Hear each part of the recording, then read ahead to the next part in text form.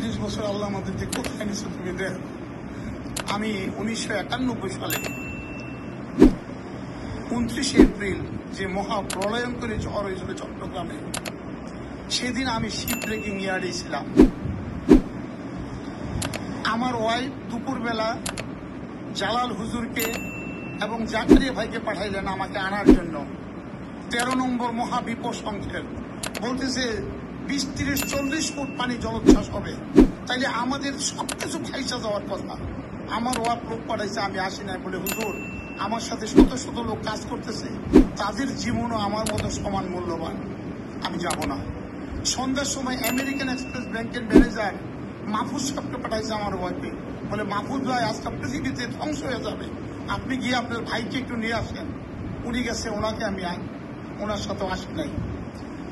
ওই দিন আমরা 400 লোক একসাথে ওই সাগরের পাড়ে আমাদের বিল্ডিং এর দোতলায় ছিলাম।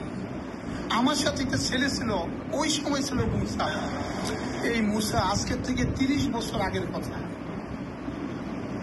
মুসা আমার সাথে ছিল। রাত্র 3টা-2:30টার দিকে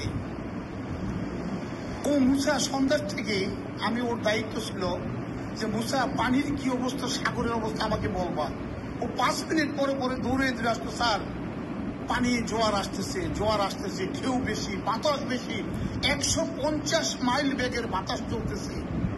যখন 1টার দিকে বাজে, মুসা একদম দৌড়ে সাগর পাড়তে আসছে, বলে স্যার 40 ফুট উঁচা হয়ে পানি আসতেছে, এখন আমাদেরকে বাঁচতে হবে, আপনি স্যার এখন চলে যান। আমি বললাম মুসা আমার সাথে 400 লোক কাজ করতেছে আমার জন্য, আমাদের শিপ গার্ড রক্ষার জন্য, তো ওদেরকে ফেলা আমি কেমনে যাবো এখন? বলে স্যার বাঁচার উপায় নাই। আমি বলে আল্লাহর উপরে হলা। আর তখন অলরেডি 40 ফুট উঁচা হয়ে পানি শুরু হয়ে গেছে।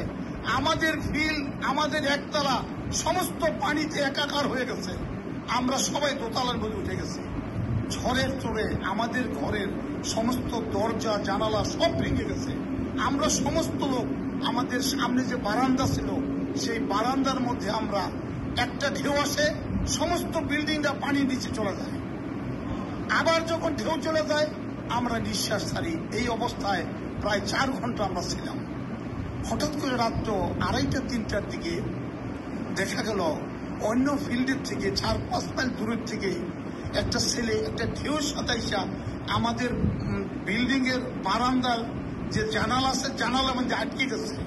সে চিল্লাইতেছে, আমারে বাঁচাও, আমারে বাঁচাও, আমার বাঁচাও, কিন্তু বাঁচানোর কোনো রাস্তা নাই। বাঁচাইতে হলে তো আমাদেরকে নিচে যাইতে হবে। নিচে গিয়ে ওরা তো, আমাদের তো পানি, অথই পানি, আমাদের তো যাওয়ার কোনো রাস্তা নাই।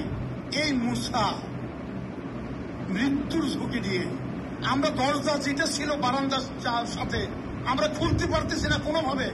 সে কেমনে দরজা খুললা, বাতাস তো প্রচন্ড বেগে, সে হামাগুড়ি দিয়ে হাতে একটা গামছা নিয়া ওই ছেলেটা দিছে যে তুমি জানালার সাথে নিজেকে বাইন্ধে রাখো, পানি কমলে তোমার নামাই নিয়ে যাব। এই মুসা তারপরে আমাদের থেকে চলে গেছে বাড়ি পিরোজপুর। এই মুসার আমি গত 30 বছর তালাশ করছি। আল্লাহর দয়া, আমি মুসারে পাইছি। গত বৃহস্পতির মুসা আইসে আমাদের সাথে, আমি অনেক খুশি লাগছে। সেও কাঁদছে, আমিও কাঁদছি। পরে দেখি মরণের পথ থেকে আল্লাহ আমাদেরকে বাঁচাচ্ছে। আমি পরে সব মিল ফ্যাক্টরি দেখাইছি, তুমি দেখাও, চলে গেছো। 30 বছর আল্লাহ আমাদেরকে কোথায় নিচ্ছে তুমি দেখ।